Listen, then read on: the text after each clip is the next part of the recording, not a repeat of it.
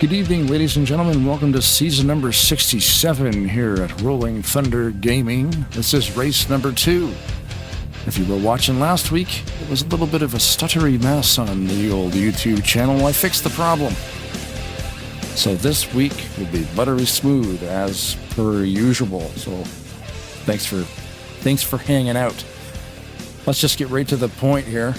My name is Blaine Donlan, joined by Kyle Matthews and Seth Cole from Flatout Racing Network.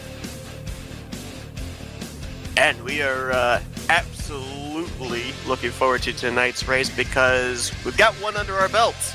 These drivers took to the racetrack for the season opener 1 week ago. Most drivers in the must-win mentality because, hey, you don't end up bringing home the trophy on the first race of the season. You've got 8 more tries here before we put that playoff grid together. But it's interesting, Kyle, when we talked to some drivers last week after some decent finishes, those that weren't able to capture the checkered flag still kind of feel like they're going to adopt the must-win mentality here tonight.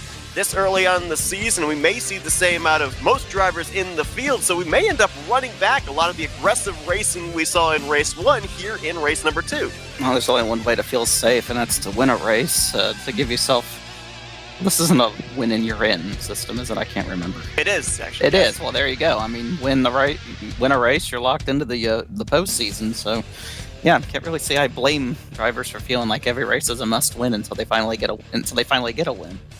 And with getting that victory last week, Brian Schilling has got to be maybe the most at-ease driver coming into tonight because now he just has one goal for these final 8 races, and that's make sure he stays above the top 20 in the points for his win to at least count towards a wild card spot, though I feel we're going to be talking about him battling for regular season champion here during the course of the regular season. But to have that ace in the hole, if you will, it will be interesting to see how he approaches tonight's race. He did not draw the long straw in qualifying. He's actually rolling off the grid 33rd here tonight, so it'll be fun to watch that Kodak throwback work his way up through the field here tonight as pace car going to lead the field off of pit road. And this is the way they will look. 40 cars strong. They had to do go or go home qualifying again here tonight. Mark Paglia will capture the pole position alongside of Kelly Causey on the front row.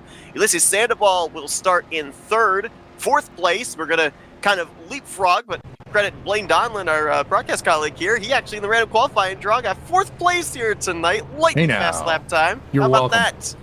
So Very Michael impressive. Norman, our own Michael Norman, he's actually in the race tonight. He will now roll off the grid from the 4th position. Now, how did Blaine and Michael out-qualify you, Seth? I thought this was all in-house, Tarnation TV, in what we do over here at FR8. I thought this was a partnership. I thought you guys all had the same equipment. You should all be up there in the top 5. What If happened? it's another Super Speedway series, I qualify well. When it's with these guys, I'm lucky if I make mid-pack, Kyle. I'm a backmarker when it comes to qualifying with these guys. These guys know what they're doing. Grant Wesley and Denny Carroll, they're going to be back in row 3. Row 4 going to find Donnie Garrett and Terry Bombard. Your top 10 going to be completed with Doug Hulick and Dante Ricky. Milt Surratt will make up row number 6 with Randy Waugh. Luigi? There it is. Row 7 is going to find John Godfrey, Jeremy Jeffries. Row 8, Greg Palmer and Glenn Harris. Jason Scheck shares row number 9 with Richard Martin. Your top 20 will be completed with Mike Mangialardi and Bernie Mobbs. Bob Seminara, he's back in row 11 with Robert Breedlove. Row 12, Greg Lovell, Billy Elliser. Rodney Sullins, he's back in row 13 alongside of Josh Metallic. Row 14 will be Bobby Farrell and Robert Spring. And your top 30 with Brian Lovell and Chuck McClure. We mentioned last week's winner, Brian Schilling. He's back in 31st alongside of Jeffrey Elliott. Row 17 with Joe DeSpirito, Cy Jones. Row 18, Jeff Crivello, RJ Cabana. Rest of the field tonight will be Javier Negron, Brian Ross, and Tim Nofsker, and Cody Lamas. 66 laps await these drivers. One driver will look to join Brian Schilling as a race winner in season 67, and Paglia will lead them thundering into turn number 1.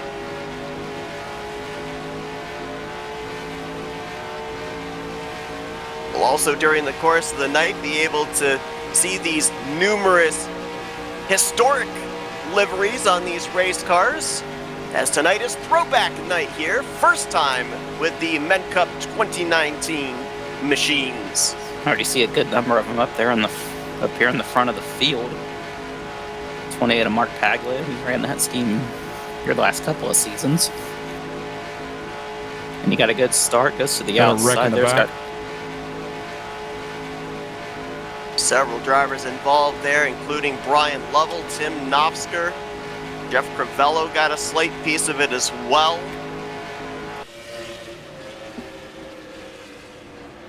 Knopfsker started towards the rear of the field. Got swept up in this. Might have started with the 44 of Lovell. Yeah, it was the 92 of Bobby Farrell, the 44 of Brian Lovell as they were going into turn 3. Oh, no, actually started up ahead of them. Was that Breedlove that got... 931 of Robert Breedlove.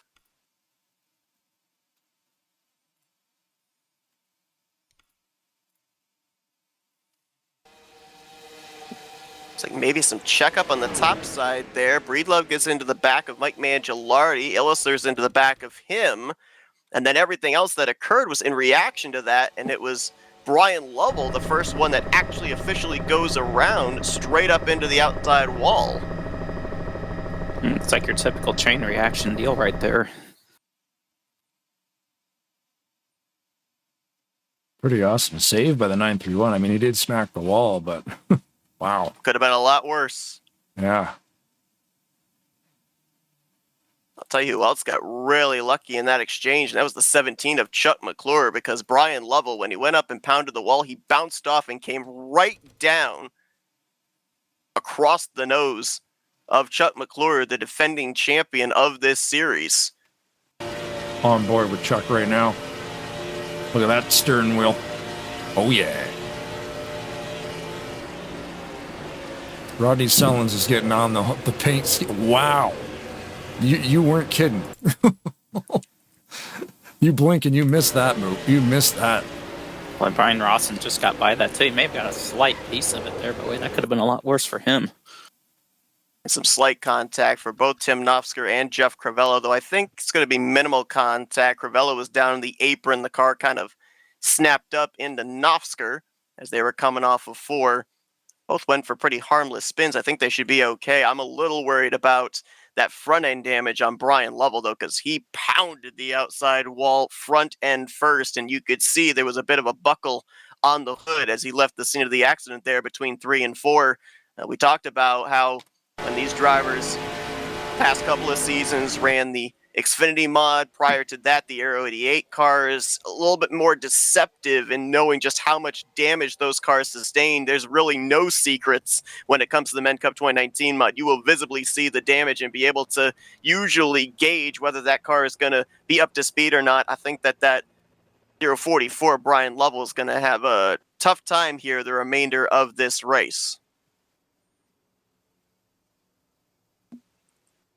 You mentioned last week there was a lot of aggression throughout the field. Of course, last week was, the first race of the season, and they had quite the break in between, the end of last season and the start of this season. You had Christmas and New Year's, and I don't know if that's a longer break than they usually have, but I wonder if that had anything to do with the added aggression. Just guys itching to get back out there. Could very well have. I think another reason, too, why we're seeing the aggression here is drivers that replaced mid-pack to rear of the field. I mean, this is now the point. Last week, everyone started at 0. It was a clean slate for everyone. Now you basically have an idea where your start point is. Are you up in the top of the point standings looking to maintain? Are you outside of the top 20, top 25 looking to gain positions? Now that you have a clear set goal as to what you need to do going forward, everybody on different agendas, and no two agendas may be exactly the same. And I think another thing that plays into it, it's back-to-back weeks here. In the first 2 races of the season that we have had go or go home qualifying, a number of drivers did not make the field here tonight, including Pat McCarskey, Keith Bynum, Graham McDonald, I believe Dave Little, Chris Elliott all failed to make the show. And so that puts, with the fact that we have 40 cars here week after week, that puts a sense of urgency in everybody, and the fact that you can gain or lose a ton of spots in the standings because there's so many points on the table when the green flag flies. Just shows you how competitive this series is. I mean, if they're forgetting, that many people showing up and that many people not able to make the race, I mean, it's just simply incredible.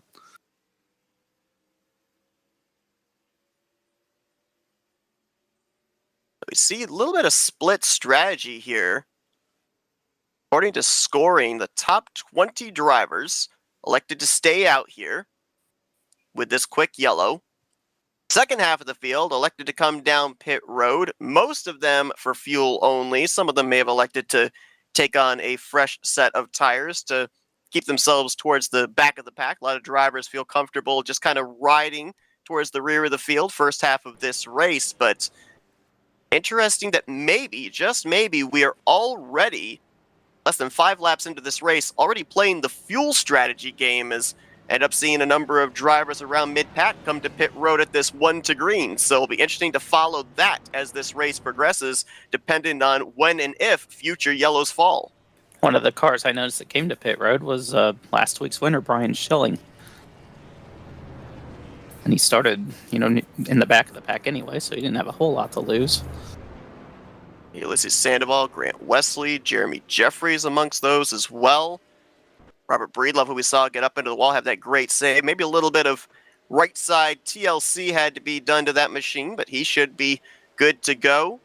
As all 40 drivers that took the green flag to start this race still scored in this race and still on the lead lap, getting ready for our first restart of the night, as Paglia and Causey will lead us back to green. We saw Mark Paglia pull up in front of Kelly Causey on the initial start of this race, kind of that proverbial okie dokie. It'll be interesting to see if they do the same strategy here on the restart. Mark Paglia got a good restart there, got a good push from Cletus McFarlane. I'm sorry, that's Michael Norman in the 30 car.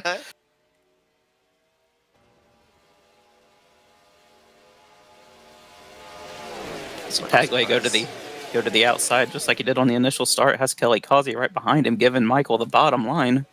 He's going to get pushed from Denny Carroll on the 41. Those cars on that inside line just getting up to speed, and you could see a number of them, Norman, Carroll, Ricky, they all started pushing up off the corner. Inside line, it may be the shorter way around the racetrack, but it's not necessarily the easiest, especially when you're coming off of 2 and 4. That inside line wants to push up into the middle groove, and usually that middle groove is not very accommodating. They want to pinch you down, make sure you have to half throttle up the corner so that way you lose that straight line speed. And they do have a third line going here. I can't tell who that is leading at the 22 of Greg Palmer. That's the 8 car behind him. Greg Palmer looking for a little lightning to strike twice, if you will, as this past Saturday night in the ASR Super Speedway Series, he put that Notre Dame paint scheme in victory lane in their season opener, and wow. Tight Michael right there in the middle, almost getting into Randy Waluigi. Well, the irony there. They were 4 wide. They're still 4 wide as Robert Springs trying to drop back. Jason Scheck actually dropped to the apron below the yellow line on the back straightaway. A lot of drivers not liking what they're seeing and trying to get out of Dodge. I saw that 22. Greg Palmer. I was looking for the Hooters paint scheme right there. It took me a minute to realize that was him up there. Yeah, when he's not running like a Magnum car or the Dixon car. Yeah. Like, we're just running a Notre Dame football car. Cool. Representing the Fighting Irish, and he's going to pick up a fellow blue oval there as Michael Norman jumps up to that third line, trying to get something going. As that third line continues to move forward, it's drawing the middle line back, and it's helping the inside line. Kelly Causey going to go to the point with help from Denny Carroll, a couple of bow ties on the bottom. Like that Budweiser throwback on Kelly Causey's car. I think it's the, looking at the 1998 Ricky Craven paint scheme, that was actually number 50 that year for NASCAR's 50th anniversary. That's what the number font looks like. Now, was that the year that Hendrick went 1, 2, 3, or was that a different year? That was 97. Okay. 97 in the 500, yep. How do you remember all that stuff? That's wild. I've been asking myself that question all my life. No, like that, I like sports guy, like I watched NASCAR obviously, and a little bit on and off, kind of stopped mid-2000s, but like some people just retain those numbers, and I think it's amazing. I have a thing for remembering years. I don't know why, but I'm years always stick with me. Yeah, for me, I'm like, 5 years ago, and I look at the calendar, I'm like, no, that was 15 years ago. Holy moly. Yeah, I know that feeling. For me, it's like, oh yeah, a year ago, and I look and it was 10 minutes ago. Yeah. And Dante Ricky, highest running of the Toyotas. Got quite a few Toyota representatives here this season. Dante and a number of others had to qualify their way in to this race here tonight. Michael Norman, Cody Lamas among some of those as well. Drivers that were not in the top 30 in points at the conclusion of last season, needing to qualify their way in here in the first 3 races of the season. And of course, while everybody is battling to obviously win this race, there's also the goal of a lot of drivers that didn't get good runs last week to keep themselves above the top 30 in points at the conclusion of race 3, because then you're locked in to the 4th race. Everybody below that has to qualify their way in. If we continue the trend here of having 40 plus car fields, it's going to put a lot of pressure on drivers to make sure they're in the top 30 in owner points. On board right now at the 84 of Dante. Leading that middle line, got nobody. As soon as I was about to say, had nobody in front of him, and now the 23 is down there. Decent ways back behind him, though. He's going to get a nice push up there, I would imagine. Inside line's where you want to be, it looks like right now. Denny Carroll has taken the lead.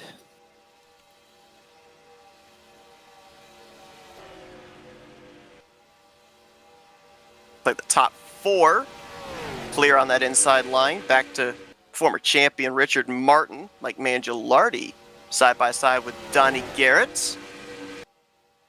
That's for P5.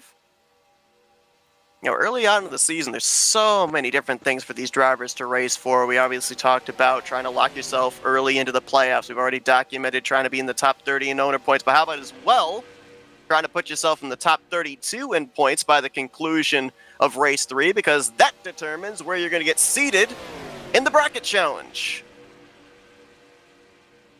Of course, Donnie Garrett, the defending champion of the bracket series 1 season ago. Saw Richard Martin jump up in front of Donnie Garrett to lead that middle line. They're making some progress, too. Yeah, they got a big run right there that they maintained all the way from turn 1 to the exit of turn 2. A nice surge, got a lot of help behind them with Doug Hulick, Dante Ricky, Josh Metallic now up there on that outside line, that Ryan Newman throwback. I'm pretty sure that paint scheme did not fare well here at Talladega one of those years back in the mid-2000s, so maybe trying to change the luck. 2009, the fall race was actually upside down for a little bit in that race. Or I think it was him. I know he was in that wreck on the last lap in the spring race that year when Keselowski won and sent Carl Edwards flipping. But yeah, I'm pretty sure he's the one that caught Carl Edwards' flying race car. Yeah, I know he didn't fare too well in the fall race that year either. But that is one of my fall race. I think I want to say he landed on top of Kurt Busch, but I might be wrong. Land on somebody, I know that. But that is one of that might be my favorite Ryan Newman paint scheme, though, that U.S. Army car.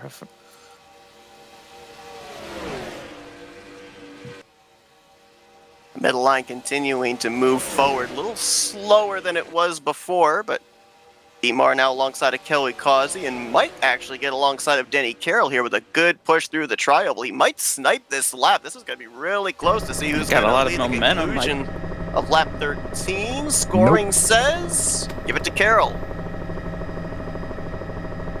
0-0-0. Well, no, 0.00. I can't see the third one. 0.001. 1/1000th of a second. He might get it this lap, though. He's got a pretty good head of steam here now.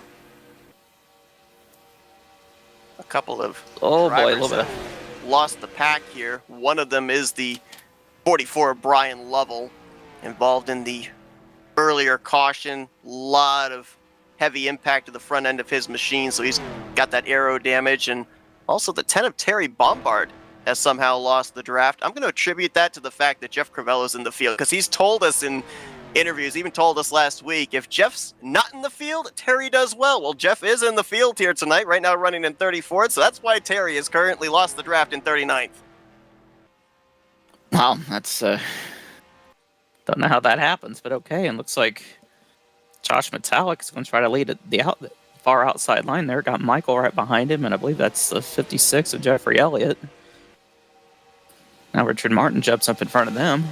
It's going to give Donnie Garrett the lead. And that's going to really hurt that inside line, I feel, too, because they're 3 wide around the 5th position, top 4, all on that inside line. Let's also remember, too, as we continue to get closer to the lap 20 mark, we had half the field that stayed out under that caution. The other half all came to pit road, so we're talking anywhere from 3 to 5 laps difference of fuel for 50% of the field here. We're going to see a lot of drivers coming to pit lane here, potentially under green, but there's going to be a number of drivers that stay out and pit a little bit later. With the number of laps we've run, there's obviously got to be an intermingling of different drivers and different strategies. It'll be interesting to see how they all navigate each other here when those drivers that absolutely have to come to pit road around lap 19, lap 20 finally do so. One of those cars that came to pit road under that caution is now up here in the picture, the 4 of Brian Schilling. And to restart a good ways back and finally work his way up there inside the top 10, it looks like. It's that 3rd car on the outside line. Looking at the pit stop stats here on the printout, they're all mixed up too. Like they're not running together. So this can be an interesting pit stop. Yeah, you may end up getting an indication of those that can go a little further, potentially staying up in that 2nd lane, not necessarily needing that urgency of getting down to the bottom of the racetrack to have that easier access onto pit road. As you mentioned, Kyle Brian Schilling amongst those that can go a little further. Right behind him, Grant Wesley. We know these are some of the drivers that did pit, so they'll probably stay up there to make sure that they're not hindering any of those other drivers, either in front or behind them, that are going to have to come to pit lane in the next 3 laps or so. But this is the beauty of super speedway racing as well, because we documented Brian Schilling. He comes into this race with weight of the world off his shoulders after he won last week. He can go out there, just be a little bit more aggressive, rack up bonus points towards the playoffs. But he did not qualify well. He rolled off the grid from the 31st position. Doesn't take you very long if you know where the momentum is and who to work with to make your way to the front. Showing an example of that here.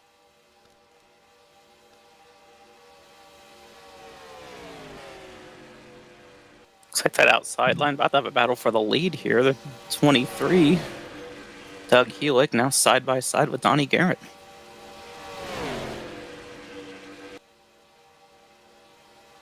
Getting a good push there from the 84. Yeah, last week, obviously, the season opener, and a lot of drivers did not fare very well in that race. Looking for a bit of a comeback race here tonight. Heulick would be one of those drivers. Last week found himself leaving that race 31st in points. So even just getting up here and sniping that bonus point for a lap led is huge for that 23 car, who right now is scrapping for every point he possibly can. Early on in the season, if you run into hard luck, the following race, if you can net a top 5, a top 10, it's incredible with the points, how close together they are, just how much ground you can make up in the span of a race. Double digits we've seen drivers leap through the point standings with just a top 5.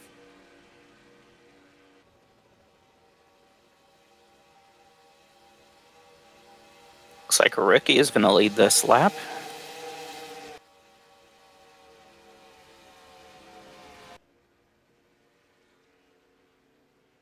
Now he's going to move down to the bottom after getting that bonus point.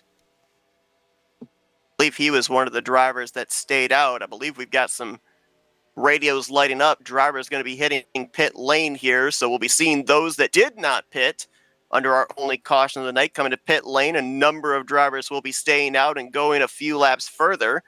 84 of Dante Ricky might be one of those first to pit road. Let's see. And yep, here he comes. Heulick, Donnie Garrett, Benny Carroll. Oh, Dante. Oh boy, there's trouble. Oh, Paglia. Yeah, we got Paglia and Norman both locking up those right fronts. The cars just turned straight out into the grass. I don't think they made contact with anybody else, and they are going to be able to get rolling again, but that's going to cost them an awful lot of track time. Yeah, we saw Michael trying to hot pit during practice there, and he was successful then. Yeah. The problem is, you got to be successful when it matters. That's right.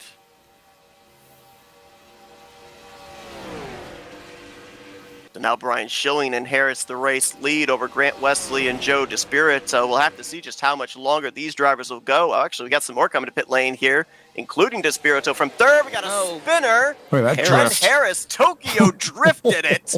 I don't Perfect. know if he made the commitment cone or not, but Well, the fact he got that thing out of pit road is amazing. He did. I hope he did make the commitment cone. He can't get a black flag for that. That was way too pretty. That was an amazing save right there. I don't look at that. That is watching.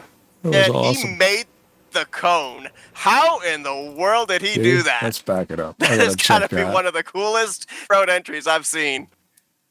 Oh, by far, 100%. Glenn Harris pitting. Like, didn't even hit anybody. Perfection. Like, I've seen drivers lock them up, smoke the tires when they're coming to the commitment cone line. I've never seen somebody drift into pit road and make the cone. At like 100 miles an hour plus. Yeah. Yeah. It's incredible car control. And comes out with other people. Like, he didn't even lose. It's like he lost a little bit, probably, but not as much as he should have. That's crazy. I'm sure that's how he planned it. I mean, come on. Of course. That's how he drew it up. Yeah. He passed a bunch of cars by doing that. That's exactly what happened. See, that was a real pass in the grass right there.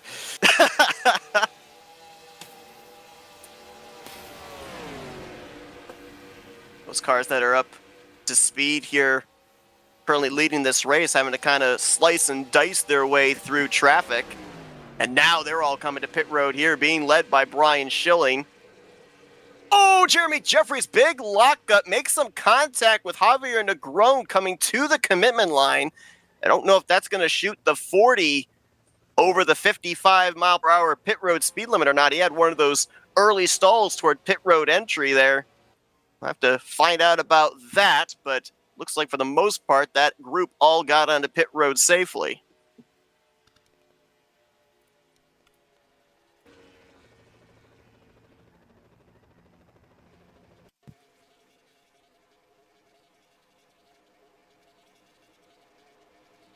Not sure exactly who's going to cycle out to the race lead here. Might be between Donnie Garrett, Joe DeSpirito, and Brian Schilling, who kind of are leading their respective groups. Garrett's group and DeSpirito's group are up to speed. Schilling and company, they're just now coming off pit road trying to get themselves up to full song. I think Donnie Garrett's going to have it here.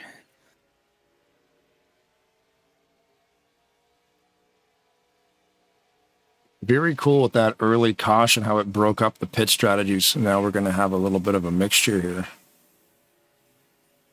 These guys are stuck together like glue. Holy moly. Just railroading everybody.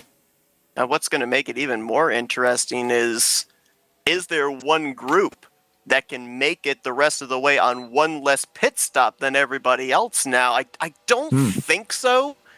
Usually, if we end up going green the entirety of a race, the final pit stop for drivers is usually around that 6 lap to go mark. We ended up seeing most of the second group of drivers that had under that only caution come to pit road 3-4 laps afterwards. So I think for the first group, you're still looking at the scenario of about 6 laps short. The other group still, I think, would find themselves 2 to 3 laps short. So I think it obviously differs, but I think everyone still is going to have to make the same amount of pit stops to get to the end.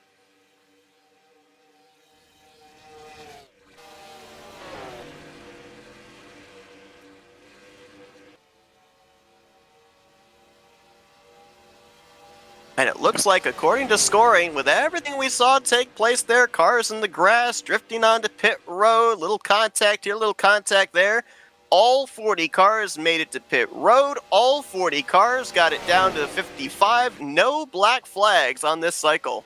That is incredible right there. I was about to say, despite all that, nothing brought out a caution, and now we know nobody got penalized. So everybody doing a great job of keeping it together out there, even though that wasn't the cleanest looking pit stops for some of these guys. The incident report there from last week, speaking of getting penalized. Like right now, we've got 32 drivers up in this lead pack, from Donnie Garrett snaking all the way back. The Lake Speed throwback of Jason Scheck. Jeremy Jeffries, he's lost the draft, currently back in 33rd. Same for John Godfrey, Greg Palmer, Cy Jones, Michael Norman. They're all currently scored on the lead lap. Mark Pagley and Brian Lovell are -1. Terry Bombard is currently scored -3. I believe, yeah, Terry is just now leaving pit road. I'm not certain. He might have had, no, I thought he might have had connection problems, but it doesn't look like he dropped out of the server. A very lengthy stay for the 10 car, and he just was on pit road for a number of laps. So something a little untoward going on with Terry. And we talked about drivers that struggled last week looking to bounce back. Terry Bombard, he finished podium last week. He brought it home in the 3rd position. And right now, it's like he's going to take a mighty free fall through the standings if he continues to run where he is, currently dead last.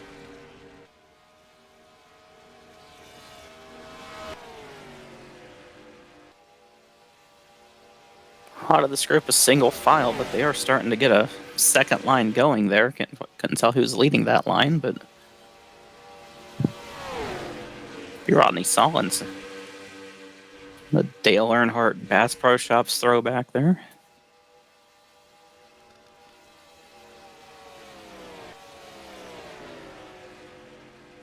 What year? 1998. No, I knew it. What month? Probably May. He ran that in the All-Star race that year. So. Oh, look at this. That's amazing. You can't get him, Blaine. I've tried. You can't get him. It's impossible. I don't even know. That's awesome. Here he is, just naming off months and everything. Yeah. He ran it in the All-Star race, so it would have been May. And I spent like the first 30 minutes of preparation just Googling paint schemes to try to figure out who drove this, who drove that. Yeah. So the way the throwback races work here, they do it every other week, right? Correct. Right.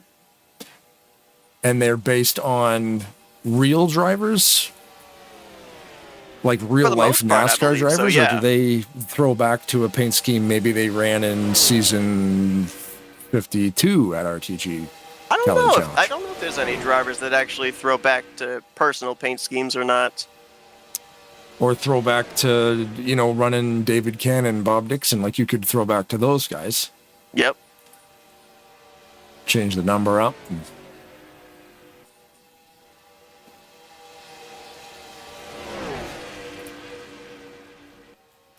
We saw Michael go a lap down there. Wow. So that would be, I think it's only like him and the 28 of Pagula. Are they the only ones one lap down right now? Currently, yes. Yeah, okay. Brian just fell a second lap down, Terry -4. So yeah, those two, Paglia and Norman, would be in the lucky dog positions. If we were to get a yellow, we're not that far away from them catching up to the 7 of Cy Jones, though, so that would make it a 3-car fight for those 2 positions. We shouldn't forget to thank everybody for watching this deal, and of course our sponsors who want to remain anonymous. So thank you for that. And of course, Rolling Thunder Gaming for having a stacked server every Thursday. Absolutely. Just checking back in there with Rodney Sullins in that 3rd lane. Doesn't look like they're making a whole lot of progress. Just now, Sullins is going to get ahead of Javier Negron, but haven't been able to make up a whole lot of ground as of right yet. I've not really been able to combat that middle line, and now you got 3 cars further up that are trying an inside line. Greg Lovell, Richard Martin, and Grant Wesley, but I think they're going to need more numbers to be able to fight against that middle groove. They're holding their own down there, though. I'm surprised. They're not gaining, but they're not really losing much ground either. And they might gain more, because I am noticing back around that 3 wide, more drivers are moving from the middle up to the 3rd lane. Metallic and Novsker doing it just now. Chuck McClure did it a couple of corners ago. So we might end up seeing that inside line make a lot more progress here in the next couple of laps. I see Dante Ricky jump down in front of Greg Lovell to lead that inside line for the time being. And everyone noticed. Whole top 5 all moved down. There was actually almost contact there between the 21 of Randy Waugh, Luigi, and the 24 of Joe DeSpirito. It's like they've got that sorted out. I swear the entire field was single file like 2 laps ago. Not surprised to see Dante down that inside line. Remember last Saturday night when I took part in that ASR Super Speedway race. It was right here on Tarnation TV, and hey, join them this Saturday night as that season continues on. But Dante kept going down to the inside line. We were at the tail end of the lead pack. I said, "You bored, Dante?" He said, "Yeah, I don't like riding." And he ended up charging the inside line up to the front of the field in the closing stages. So not surprised to see him peeking his nose out here trying to make something happen, get to the front. You see on the outside line there, Joe DeSpirito now leading that. Got drafting help from one of his favorite drafting partners, Bob Seminara, in the 712. That 0X Alan Kowicki throwback. Nice looking car. And DeSpirito going to be side by side for the lead here with Donnie Garrett.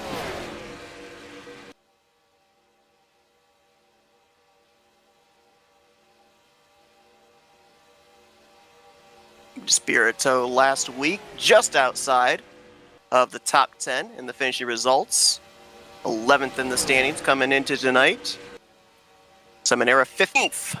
Both drivers could improve their way up into the top 10 in the standings with a good run here tonight, but they would like that golden ticket into the playoffs as well via a victory. Of course, the playoff standings, top 12 in points are locked into the playoffs at the end of the regular season, and then any drivers with a victory between 13th and 20th in points would get in via wildcard spots. This series puts just as much emphasis on winning races as it does on consistency, which in a super speedway series is not an easy task. Oh, no. It's nicely done there by both Espirito and Seminara to go. Both of them were able to go from the outside to the very bottom once they were clear of the 77.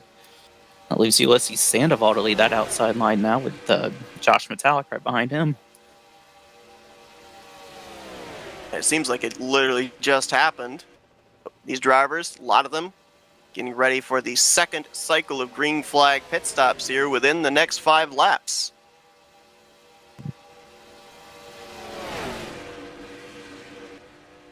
It's like now we've got the top 30 drivers in this lead group. Of the lead lap drivers, that is. About a half dozen drivers that are currently on the tail end of the lead lap, but not in this lead group, would love to see a caution to catch themselves back up. Godfrey, Palmer, Jeremy Jeffries, Robert Breedlove, and Jason Scheck.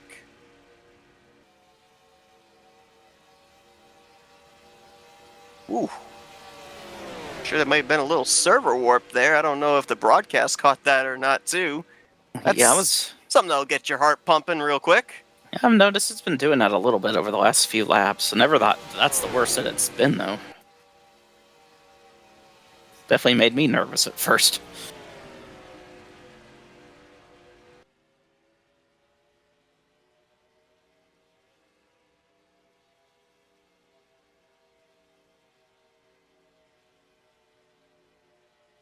I mentioned that we saw Rodney Sullins heading up that outside line. Now 5th in that outside line. His father Al in our chat tonight said that on that first round of green flag pit stops, maybe the radar guns were broken. Well, we might find out the answer to that here on this next cycle, because as we get closer towards the end of the race, we draw closer to that money stop. These drivers, they want to push it to that little extra more. Try and see if they can gain a spot or two on pit lane, and sometimes they overstep. So we'll find out if those radar guns are broken or not. You might have just heard Rodney tap into the booth there. He whispered to me, the server's being sketchy. Oh, boy. Yeah. So what you guys saw, you weren't going crazy. It's something going on server side. Last thing you want to hear in a super speedway race. From an administrator. That's when you see drivers give each other a lot of room in their respective lines. You can see the cars are jiggling back and forth a little tiny bit. That might be what is causing that. And what makes that difficult, too, is with that side-to-side for everybody, it makes it difficult to gauge if it's smart to push the car in front of you or not, because we talk about the fact that this is, in my opinion, one of the best mods for super speedway racing because it's one of the easiest mods to push with, but it does not mean that the Men Cup 2019 mod is not susceptible to what we call bumper grab, when the front bumper hooks with the back bumper. And if two cars are side to side and you have those bumpers at just the wrong time, you could end up seeing one or both of those cars get snapped around and cause a massive wreck. So you're seeing a lot of space being given here between all these race cars. Here we go. Donnie Garrett leading a group down here along with Denny Carroll. Very aggressive onto pit road there for the 21 of Randy Waugh. Luigi. I believe he just passed two race cars right there. Ulysses got that lap lead too. One for him now. Some bonus points for the 096. Ulysses coming off a top 5 run last week, 5th place. Coming up with some lap traffic there, the 31 of Bernie Mobbs. Another talented painter. Mobbs staying low, he's probably heading in. We've seen him in that Citgo car. Now in the historic Singular Wireless paint scheme that Jeff Burton had. I'm guessing he's a Jeff Burton fan. Believe so. Yeah. And at least he's running the Singular Wireless sponsored car, not just the plain orange car that Jeff had back in the day when they couldn't get the sponsorship. No, yeah, that whole deal with Singular and AT&T with Sprint sponsor of the series. Yeah, that was a commercial. Headache. Oh, Robert Breedlove just hit road.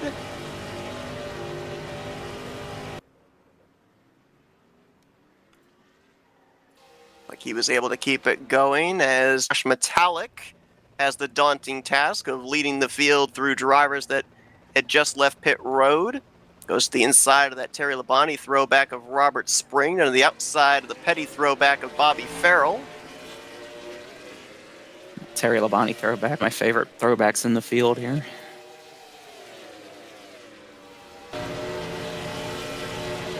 On board with the 39, Josh Metallic. We'll probably see him and the rest of the drivers in this group on pit road. If not this lap, the following lap. Which is going to put them anywhere from 3 to 4 laps shy of the finish. And I'm not 100% certain. I'm going to have to crunch the numbers here. I'm not sure if this gains them an advantage, provided we go green the rest of the way, of maybe being able to take on a little less fuel than the rest of the drivers that had to pit earlier. Is that group now hitting pit road. Whoa, Brian Lovell, big lockup, spins around. I believe he's going to be... I think he might have been in Javier Negron's pit stall, and Javier's actually going to miss his stall now. Going to have to come back around. Hopefully he's got enough fuel to do so. That's a tough break right there, because in that situation, you really don't want to, because you do that too much, and the game will disqualify you. Saw earlier the 92 of Bobby Farrell coming back down pit road. He was hit with a black flag, and we're now being told Milt Surratt in the 80 also with a black flag penalty. So both those drivers will have to come down pit road for a pass-through. Brian Lovell, who we saw have that spin, it looks like he's retired from the race. So he will get credited for 40th place here tonight, the only driver so far that is in the garage area after 42 completed laps.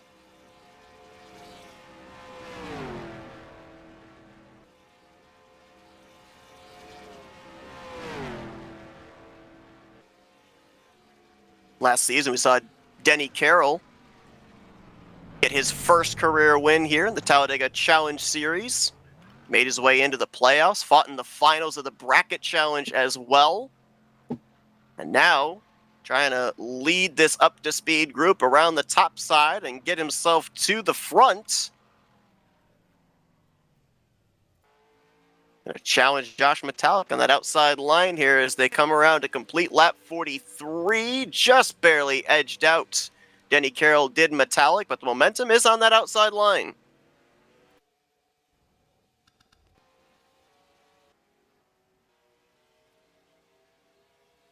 stop and go there for Surratt.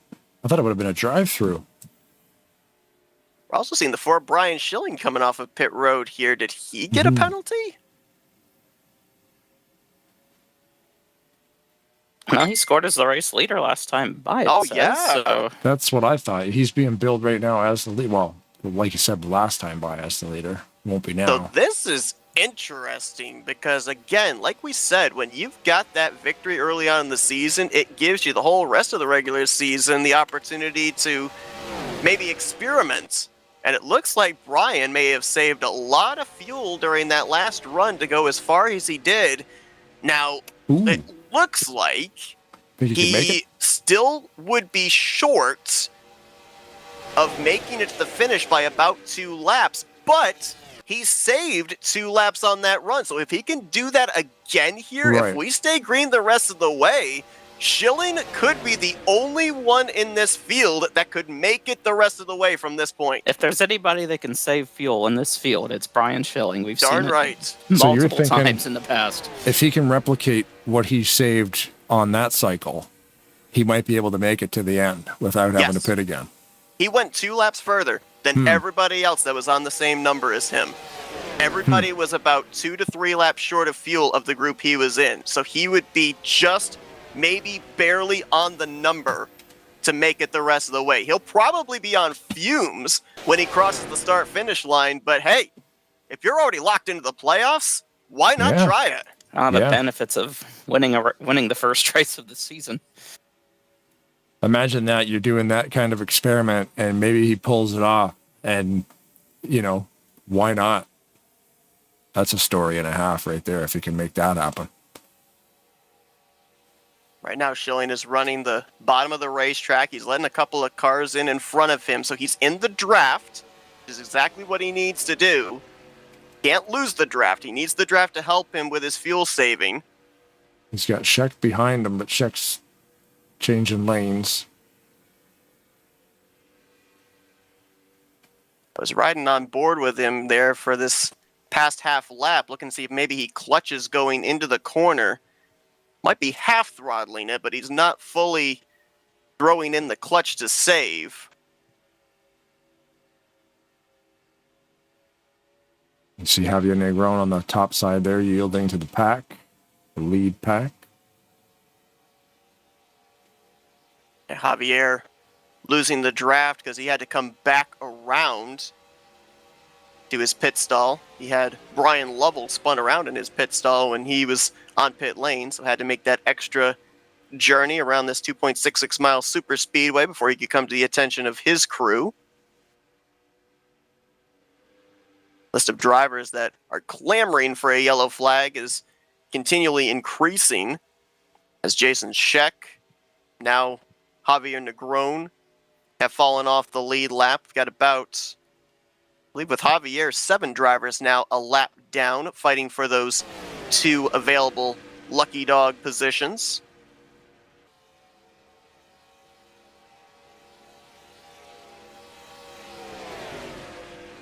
Yellow flags have been far and few between. We saw one on the opening lap before we even completed the first lap, but ever since then it's been clean and green. This is kind of reminding me of those type of races we see as we approach the playoffs or during the playoffs, where pit road is usually the deciding factor, maybe more so than what happens on the racetrack. And we're seeing it this early on in the season, which I think maybe in a sense is these drivers big picture racing, realizing just how many cars there are every single week. That old adage, in order to finish first, you have to first finish. So they're making sure they race aggressive but clean because they want to at least be in the conversation when that white flag waves. Well, they're all doing a good job of that right now. But we all know the later into the race we get, that's, we usually see the aggression level pick up. So we'll see how long this continues. First time tonight that we see Grant Wesley out in front, leading this race. That 2001 All-Star Game car. Very famous paint scheme right there.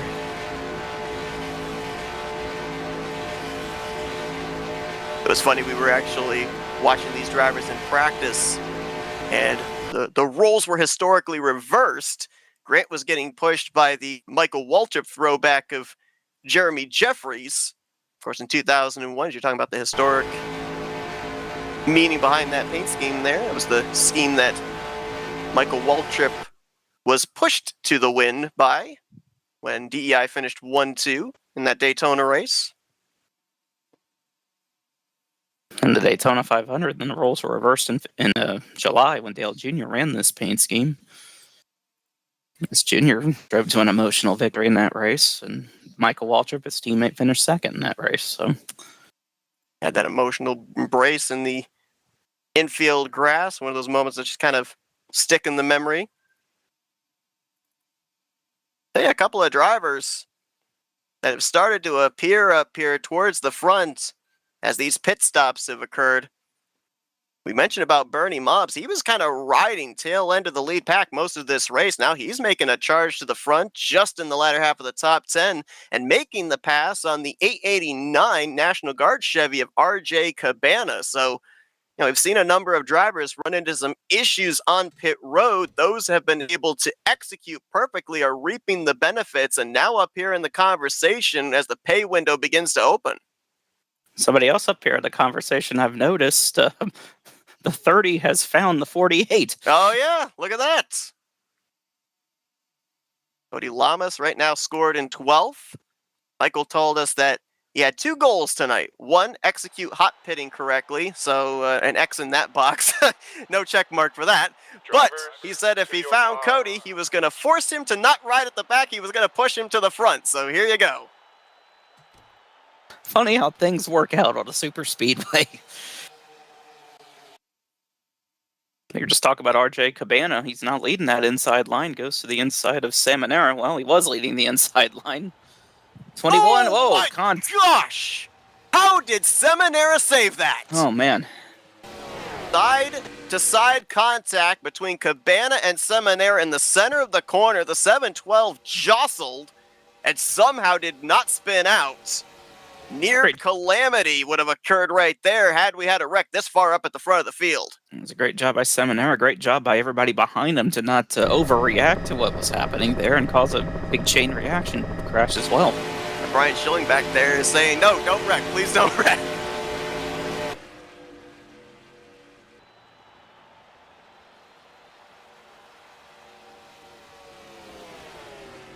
So I did a little number crunching here. In relation to the drivers of the first group who did not pit all the way back when we had that only caution in the first 5 laps of this race in comparison to those that did pit under that yellow flag. If my math is correct, the drivers that did not pit under the caution, when they come to pit road here for the final time, they will have to take on a can of fuel. They're going to find themselves about 5 to 6 laps short. The other drivers, they're going to be able to come down pit road and only take on a half a can of fuel. May not seem like much, but when it comes down to the minuscule final laps of a race, just that little extra precious second saved on pit road could be a difference in track position. And again, Brian Schilling, big question mark here as to whether he's even going to come to pit road the rest of this race or not. I can't wait to see that. If he's able to pull that off, that's phenomenal. Just a heads-up play, too, trying to do all that math in your head, right?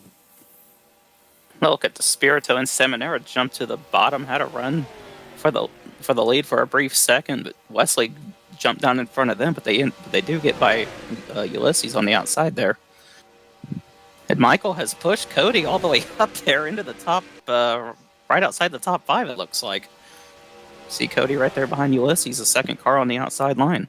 Bringing a lot of others with them as well, including Jeffrey Elliott, Rodney Sullins. We haven't really mentioned Kelly Causey's name since the beginning of the night when he qualified up inside of the top 5. Now he's starting to make his way back up into the top 10 late.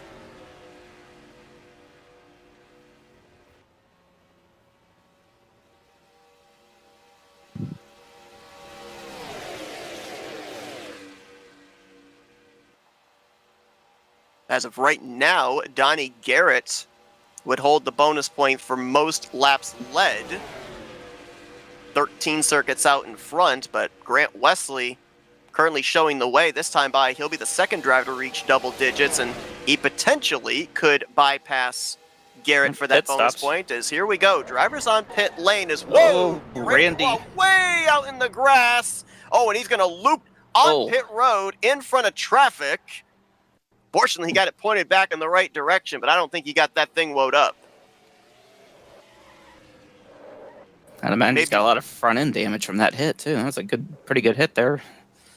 You may be wondering, why are these drivers pitting as soon as they are when they probably could go as far as lap 60? Well, you got two choices. You can come down pit road at the absolute latest possible time and take on a can of fuel, or you can come to pit road now and be able to make it still on that one can of fuel as well. I think for most of those drivers, they thought come down pit road with a smaller group, you have less of a chance of mistakes, and maybe be able to find yourself cycled out to the front once all is said and done, hoping that maybe some other groups run into trouble. But right there with the 21 of Randy Waugh having problems in front of that group, you got to wonder if some of them checked up, and that might slow up that entire pack. May not all come out together now. Currently on lap 58. Game crashed a little bit, so I'm rebooting all the tickers and stuff. So anybody who cannot see the laps, this is lap number 58. And a bunch of others that I believe have just lit up the radios going to be coming to pit road this time by. See if Grant Wesley is amongst them. I believe he, Despirito Seminara, should be able to go a little bit further here. They're in the category of those that should be able to make it on a half can. Sandoval as well. See the 8 coming to pit road along with, I believe that's the 23. No drift this time for Glenn Harris. Extremely boring, and yeah, that not as exciting as the other one. No style points this time. No backflips, no nothing. I mean, he doesn't want to show off. I mean, what's he going to do next week? Tune in next Thursday yeah. as we focus on the 8 car. Brian Rawson's coming back in. Not sure if he missed his pit the first time by or if he's serving a black flag, and we saw that extremely aggressive hot pit by Randy Waugh, and it looks like he's been hit with a black flag. So a tough break there for a driver that is most of the night running up inside of the top 10, if not the top 5. Let's see Despirito and Seminara coming down pit road along with a few others, but Wesley continues to stay out there along with Sandoval, Lamas, and others. Ellie Causey, Jeffrey Elliott, Jeff Crivello amongst those that also came down pit road. I've been watching Schilling, and he has refused to lead a line. He has continually been running behind somebody. Oh, yeah. Got to get that draft. Before it was Jason Scheck. Now it's Rodney Sullins. So your theory is right. He's conserving. If he doesn't want to lead, there's the reason.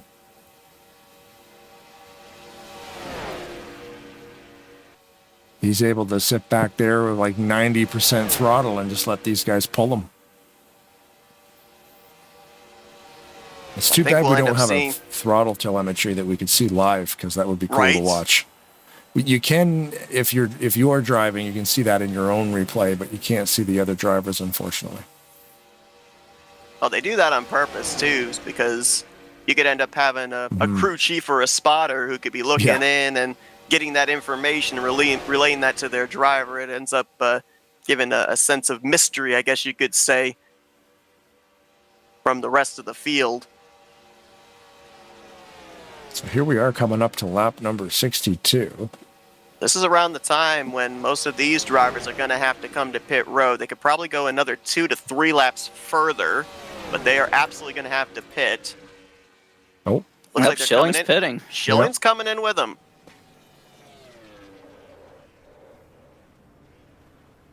Oh yeah, the 48's got to get. I think he missed his stall. Yeah, he and Oscar both were those guys at the are tail way end back of the there. field. Yeah. So the 48. He's going to have to go back around. It's a tough break for Cody. He was having a good run before that. Mm-hmm. Could he not have just backed her up? Is that a penalty, I guess, if you have to go Depends too far? Depends on how far ahead of your stall you are. Mm-hmm. If I wonder the if you just sign take the is chance. still down, then you could. Honestly, yeah, I think I would have chanced it. Yeah. You're going to lose spots anyway, having to come around to pit road the next time by. So chance it, see if they'll service you or not. If not, then cut your losses and come back around. But I would have chanced it and tried backing up, especially this late in the race. This might be the battle for the lead here. Whoa, wait a minute. Cody. I think he's out of fuel. Cody's in the grass. They're off at 2, keeping it low. I think he just ran out of fuel. Didn't have enough to make it back around. Yeah, it's quiet. We're in the cockpit here now, and he's got no RPM.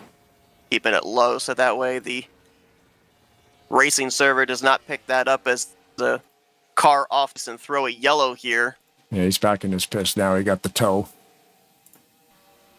I believe Dante Ricky is going to cycle out as the race leader. Yeah, Or nope, never mind. He's actually going to cycle to around 5th position because the top 4 are way up ahead here with Wesley, Schilling, Sullins, and McClure. Shows you the difference between taking a half can of fuel and a full can of fuel. Where did Chuck McClure come from? I don't think we've called his name much tonight, but here he is right up here in contention for the win here. 1 season ago, he won the first race of the season. He'd go on to find victory lane during the playoffs, advance into the final 5, and win the whole thing. Looking for an early ticket into the playoffs here, as he's making a bid for back-to-back championships. Well, and on the incident report from last week, McClure, yeah, he's a 1 in park tonight. So playing it safe.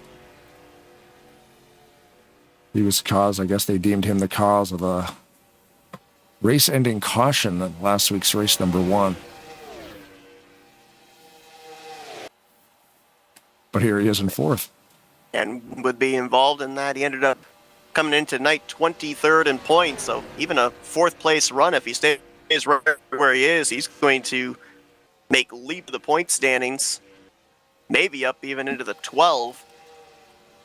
To say that was a really good stop by the top 4, because remember Grant Wesley, he was I believe he was the last of he led the last group coming down pit road, and they were able to stay ahead of everybody. And this group of 4 is doing a great job of maintaining against the bigger pack of drivers from 5th place on back. I mean, they were 3.2 seconds behind them the previous lap. I think they maintained here this lap, and this group is running out of time. There's only 1.5 laps to go. I don't think they're going to catch them. It's incredible what these 4 cars, single filer, being able to do to hold off a thundering pack of about 15 drivers. Yeah, and it went from 3.2 down to 3.0, so they only shaved off a quarter second, which is they don't have enough time. Irrelevant, really. Even if they caught up to that duo of Randy Waugh and Terry Bombard, I don't think that they'd get enough of a run to be able to challenge these top 4 here with only 1 lap to go. Now the question is, Schilling's already got a win. Wesley, Sullins, and McClure are trying to lock themselves into the playoffs. What was that? Schilling had a look to the outside briefly there. that made my heart skip. It looked like the 88 was going sideways. Going to start racing 5th place on back. They know they're probably not going to be in the conversation for this victory. Schilling already with a win. Trying to be the first driver to win back-to-back races since Rodney Sullins did it 1 season ago. Speaking of Sullins, here he comes low for seconds. Looks like Chuck's going to go with him. Now he goes to the outside with Schilling. Ooh. Can he give him enough of a push to make this close?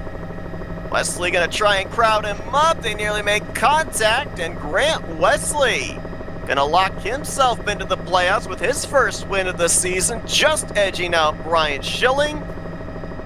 Led about the last, roughly about 15 of the last 18 laps here, and led the big one here tonight as he'll now be vying for yet another championship here on Thursday nights. He may have led the most laps tonight after all that. So. He did. 19 circuits out in front. So not only the bonus points for winning the race, but add in the bonus point for leading the most laps as well. Max points tonight.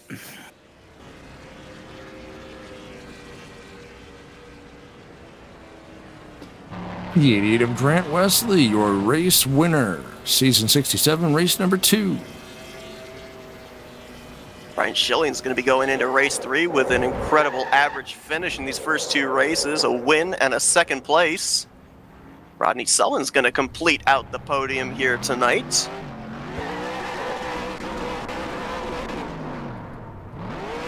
McClure going to be fourth, and Dante Ricky did indeed lead the rest of that big race to the checkered flag to complete the top 5.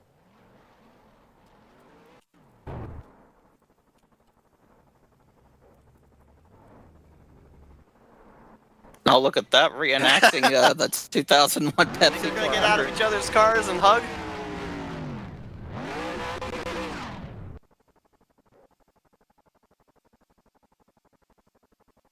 Jeremy Jeffries did not fare nearly as well tonight. Managed to salvage a 22nd place finish, but he struggled a good portion of the evening ever since that first cycle of pit stops. But Grant Wesley, who last week brought it home in the 6th position, now he very well may end up, well, I was going to say maybe the points leader, but Brian Schilling at second might have something to say about that. It'll be close maybe between those two going into next week, but a couple of former champions have taken the first 2 checkered flags of the season, and now we'll have their sights set on the playoffs and looking to add another championship trophy to their resume. See if we can go down and dial up those podium finishers here tonight. Let's kick things off with the driver that brings it home 3rd place. Let's dial up Rodney Sullins. Hey, Rodney, it's the guys up here in the broadcast booth. You got a copy? I sure do. Wild race here tonight. I mentioned kind of seemed like more of a race that we see towards the tail end of the regular season or during the playoffs. Tonight, it was all about execution, being in the right place at the right time, checking all the boxes and not making mistakes. That opening yellow and then green the rest of the way. You're in the conversation, one of 4 drivers in the conversation for this victory. It kind of looked like once that white flag waved, you guys were all of the same mind, let's work together. But then when the pay window was open, it was every man for himself. What little more do you need to maybe be able to get around both the 4 and the 88, have this car parked in victory lane? Well, hindsight 2020, I probably should have went to the outside, but because I figured Grant would block low, and he did.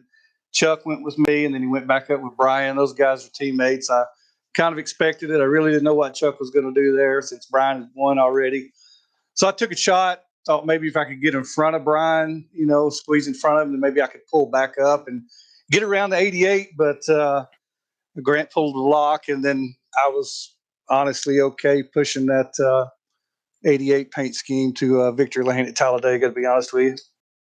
Now, I believe, and you can correct me if I'm wrong, I believe you and those other drivers in that pack with you were able to come down pit road and take on only a half can of fuel, while most of the other drivers had to take on a can of fuel, bringing us all the way back to decisions made in the first 5 laps of this race when we were under that first and only caution.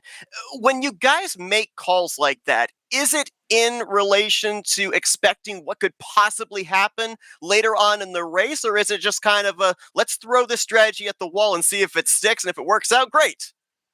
I've kind of gained the mentality that if the caution comes out, then I'm going to pit and top off at least, with just a couple of laps into the race, and you can see what kind of a difference it made tonight. So, that's something that I've kind of been trying to adapt, is just if the caution comes out, unless I'm in the top 3 or 4 or 5, and I think Grant was in the top 5 and he did that. So it just I learned tonight that even in his position, it's not a bad thing to top off every time you get a chance.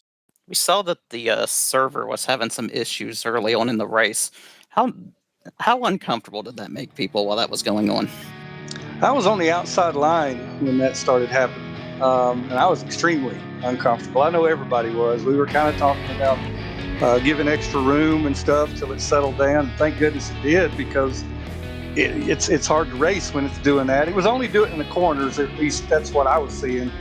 But it's nerve-wracking. I mean, you know how it is driving around somebody that's warping. Well, imagine, as you've seen, the entire field looks like it's warping. So it was very hairy there for a little bit. We guys managed to keep it clean on the racetrack. We saw some incredible saves as well. A couple of possibilities of having a second caution come out, but you guys kept it clean after that initial yellow flag in the opening stages of this race. An incredible finish here tonight. Rodney, a great points night for you as well.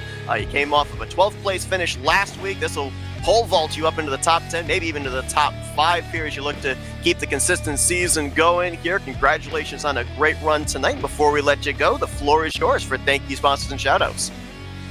Well, thank you, guys. I appreciate FRN, Tarnation TV. What you guys are doing is just phenomenal. I know last week had a little issue. Blaine figured it out. I'm pretty sure it was good to go tonight.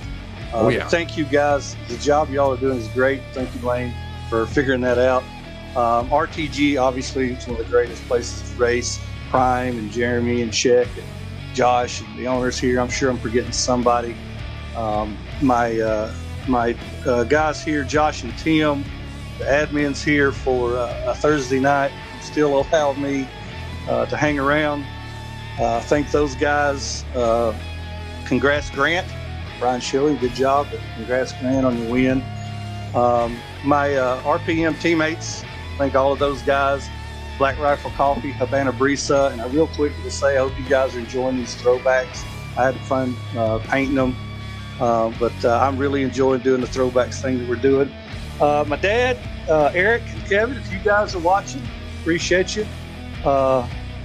Keep watching and enjoy yourselves. I'm sure you chat with Seth and Kyle and Blaine every now and then, but appreciate you guys. Appreciate everybody watching. Want to thank our anonymous sponsor and keep all our guys that we've lost here and our military veterans. Keep those in our thoughts and stuff. And let's head to next week. Sounds good. Well, Rodney, congratulations on the great run here tonight. We'll be looking forward to seeing where you're positioned in points next week as we continue this road towards the playoffs here in the regular season. Thanks, guys. Appreciate you. Blaine, Kyle, Seth, y'all have a good night. Thanks, Rodney.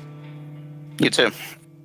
Rodney Sullins, third place here this evening, his first top 5 of season at 67. Let's see if we can now dial up the driver that brings it home in back-to-back top 2 finishes. We talked to him in Victory Lane last week. He almost pulled off the double to start off the season here tonight. Dial up the runner-up, Brian Schilling. Hey, Brian, it's the guys up here in the broadcast booth. You got a copy? Yeah.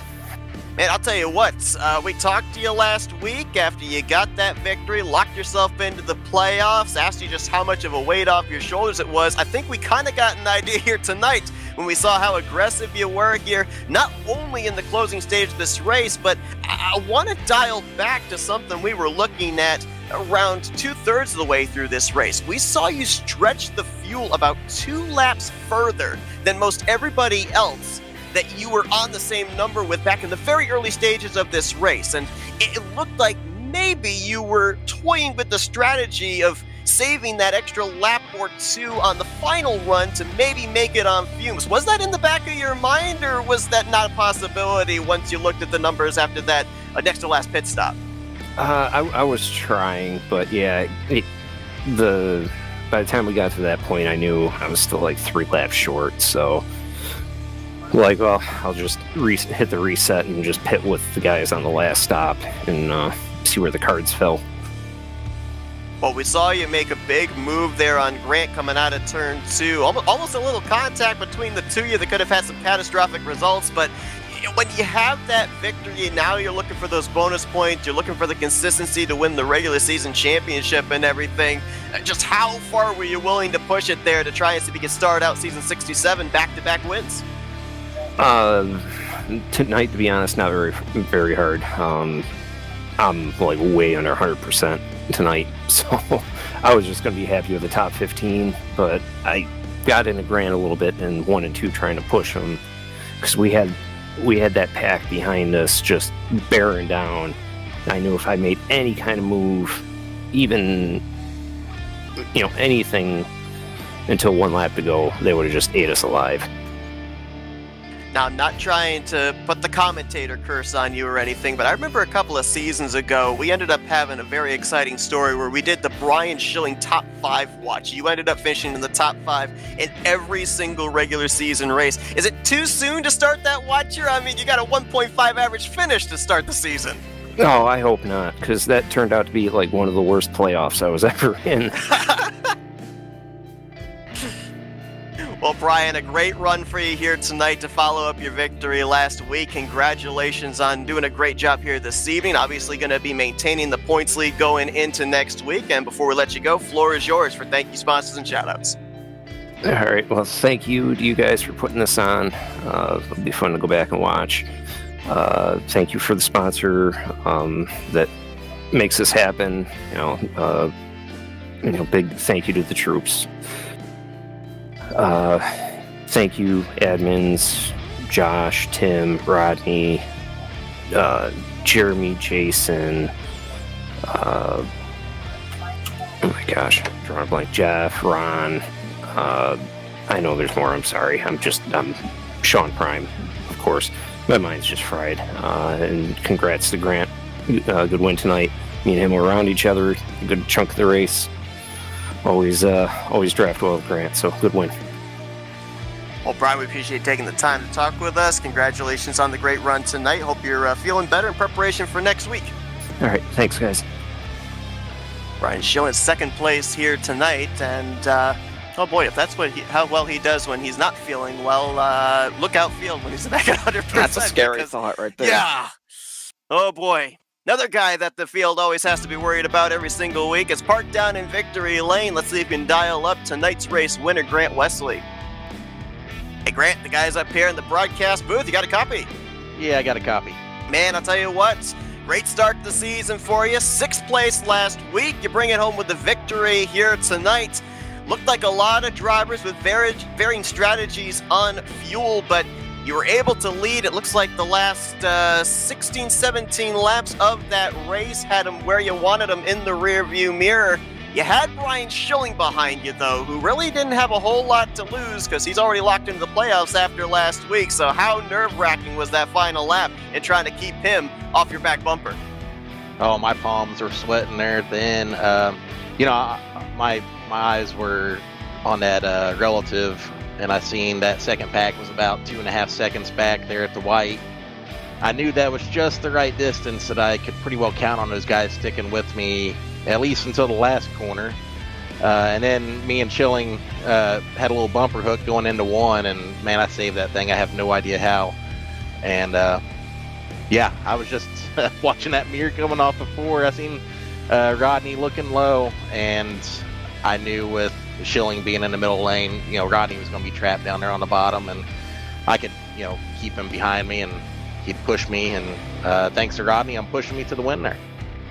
One of the most decisive moments of this race would be all the way back at the beginning, that first and only caution where we saw half the field elect not to come to pit road.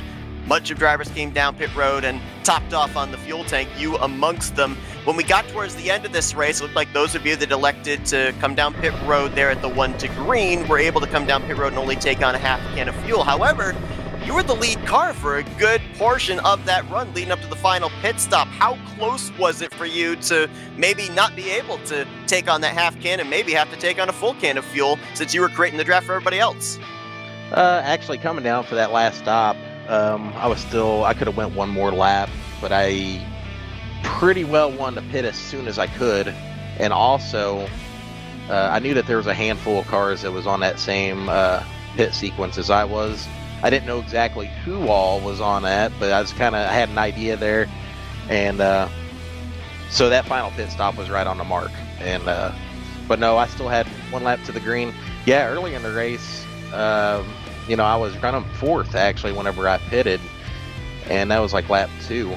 And I was like, it was a split decision. Honestly, I could have stayed out, but I was like, it's early in the race. If it goes green, I'm going to have this fuel all the way to the end, and then it just paid off in the end because we were able to take less fuel. So yeah, it worked out for us. But with getting that victory and locking yourself in the playoffs this early on in the season, you now get to answer my default question that I normally ask people that end up getting these early checkered flags. What does this now do for the mentality going forward? Because there's still a lot to race for. There's still bonus points towards the playoffs, still the regular season championship, and we got the bracket challenge that's going to be starting up in a couple of weeks. Yeah, we're gonna, we're gonna keep driving, trying to get that regular season championship. Those bonus points going into the playoffs are huge. We did it last season, I think, or we're real close, and I was in great position for the final four, but unfortunately ended up having to miss because of work. But I think this season I should be good to go, be able to run the whole season, and hopefully we can keep it up front and make that final four.